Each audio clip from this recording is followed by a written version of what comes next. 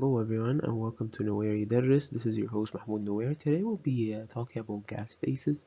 We're going to be speaking about the laws associated with them, ideal gas and real gases. And don't forget to like, share, and subscribe and leave any comments. And shall we get started? So what are gases? Gases basically have free volume and they're able to move freely. They're the most, how would I say, most kind of uh, disastrous or lead to the most kind of, you know, instability, or you can't really contain them. It's really hard. Um, so Kinetic molecular theory really says that it focuses on the behavior of gases, and the theory describes how gases move, collide, and interact with each other, explores a pressure, volume, and temperature. To be an ideal gas, it has to satisfy four requirements. So the gas molecules have to be small so they don't take up space. The gas molecules need to move in a straight line and have random directions, and the collisions of the gas define the pressure, and they are all elastic. Elastic means it's like collides with the surface to get the pressure, and then gases have no intermolecular forces, and the average kinetic energy of a molecule is directly proportional to temperature. So the higher the temperature, for instance, the higher the average kinetic energy for the gas. So it has to go through all four of these kinetic theories in order to be an ideal gas. Right? Then we have temperature in Kelvin. How do we, let's say you get a question in Celsius, okay? How do you calculate it so you can do it in Kelvin? Celsius plus 273.15. That's temperature in Kelvin, okay? Then what if you want to convert and if you get like atmospheric pressure or kPa or torr? So 1 atm is equal to 760 torr and equal to 760 mmHg and equal to 101.3 kPa. Now we come to ideal gas law. So the ideal gas law states that PV equal nRT. So pressure times volume equal moles times the universal gas pressure times temperature. Alright, so the universal gas pressure is basically 0.082, and you just need to memorize that 0.082.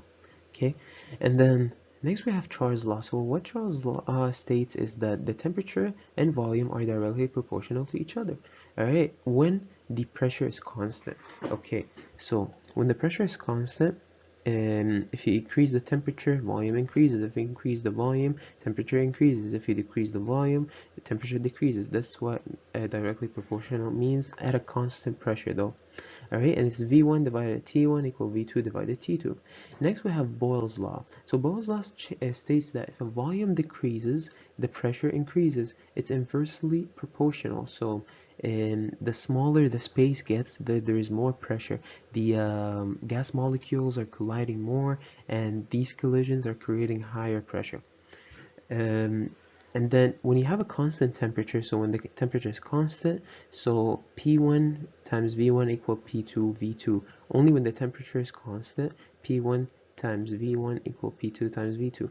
And then when the volume is constant, it's P1 divided T1 equal P2 divided T2. Temperature, an easy way to kind of remember these equations is temperature is most of the time on the bottom, or all the time on the bottom, unless you want to find other variables. And then you have combined gas law. So the combined gas law is P1V1 divided T1 equal P2V2 divided T2. But what if you need, for instance, to find V2? So here we have P1 times T2, and then we have times V1 divided P2 divided T1. So you just substitute basically the what do you call it, the variables. Right, you just kind of play around with it until you have the ideal equation. But what if you need to find pressure 1? So pressure 2 times temperature 1 times V2, and then equal T2 times V1. What if you want to find temperature 1? So that's pressure 1 times T2 times V1 divided P2 times V2. So you just need to rearrange the equation for you to have what do you call it, the right variable to find for. Next we have Avogadro's law. So what Avogadro's law states is that the more moles you have, or as moles increase, the volume increases. Alright, so the more of something you have, the more it's gonna increase the volume, it's gonna fill up the place more. So V1 divided N1 equal V2 divided N2 is directly proportional. As moles increase, volume increases.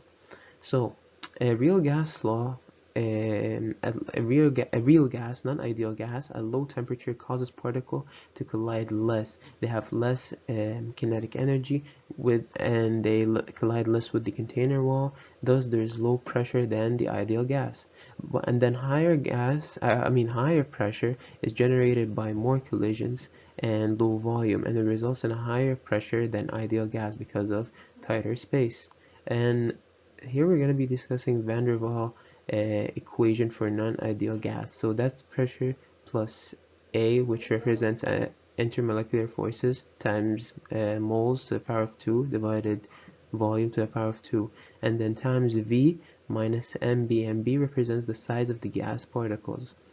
Now let me give you an example, finding a non-ideal gas pressure using van der Waal equation. Also, I want to state something that on the MCAT, it's usually an ideal situation unless the question tells you it's not. So you only use this equation when the question tells you it's not an ideal situation. Alright, so let's say you want to find for pressure. Alright, what if you want to find for pressure? So to find for pressure, it's nRT divided V minus MB minus AN squared and then divided V2. So let's say you're finding it for oxygen. So you're multiplying everything and then you're getting the pressure in ATM, atmospheric pressure. Gases that behave ideally have the weakest intermolecular forces. So gases whose particles have weak intermolecular forces means that they experience little interaction or repulsion between them. In reality, no gas is truly ideal, but many gases such as helium and neon behave almost ideally. The degree to which the gas deviates from an ideal behavior is determined by the strength of the intermolecular forces between its particles. Dalton's law really talks about the total pressure of gas, and it's a sum of individual partial pressure. So PT is equal PA plus PB plus PC. And then what if you want to find a specific pressure, but you have the mole fraction? So the mole fraction times the total pressure equal a partial pressure. And then with the mole fractions, they all need to add up to 1. Alright, if you have multiple gases, they all need to add up to 1.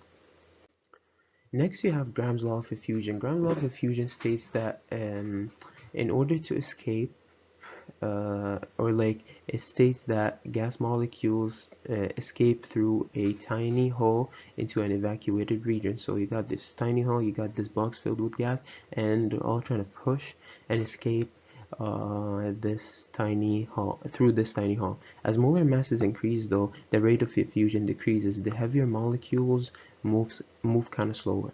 So the law is R2 divided R1 equal M1 divided M2. So R is equal rate of effusion, and then M is molar mass. So let's say you're finding rate of effusion of AR, which is 0.218. What is the rate of effusion of helium?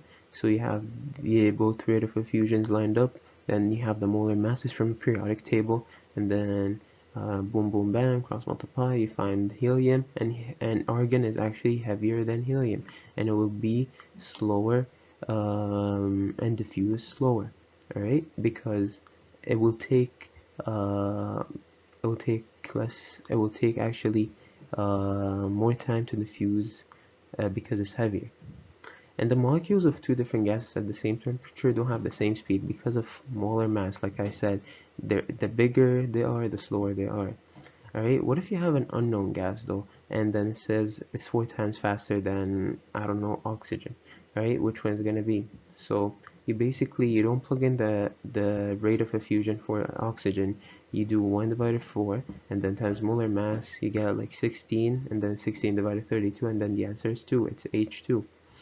And then lastly, we have Maxwell-Boltzmann distribution curve, and it basically shows that the higher the temperature, the faster the gas molecules move, and the larger the gas molecules, the slower they move. So the high temperature and slow gas molecules move faster than larger gas molecules and colder temperature or less temperature. Alright, that's it. Please let me know if you have any questions, and leave them in the comment, and always have a blessed day.